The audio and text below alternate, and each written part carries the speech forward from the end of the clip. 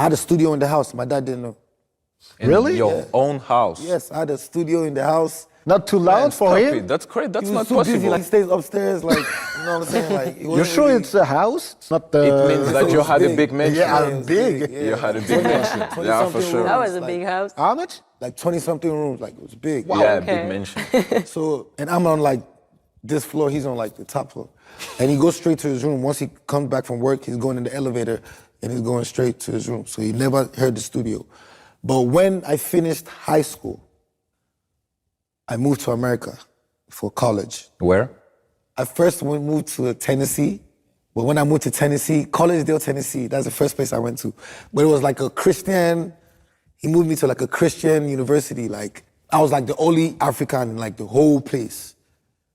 So I couldn't stay there because I was just not feeling it. So he moved me to Alabama, Okay. 2 hours away. He didn't want me to stay in Atlanta. I was born in Atlanta. He didn't want me to stay in Atlanta because Why? he thought I'd be distracted. You know, Atlanta, the clubs, everything. So he went to Alabama. But he didn't know that's where the problem would start. Because the school I went to was very, very musically inclined. They had the best choir. They had the best music program. But obviously, he never let me join it. But then I had a lot of people that, you know, did music there.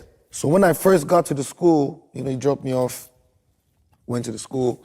In the dorm, like where the students stay, upstairs in my room, I'm always hearing like boom, boom, boom, boom, boom, like, it's like music upstairs of my room.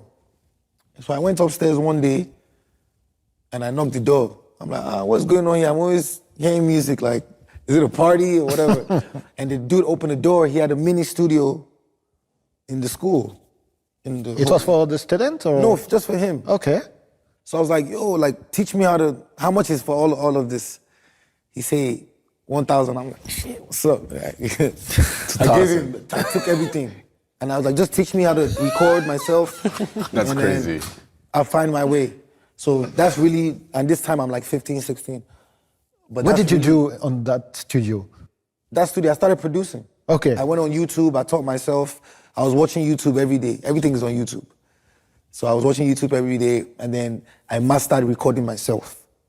You know what I'm saying? So this is like this period, like I'm in school, but I'm like not in school, but my dad doesn't really know.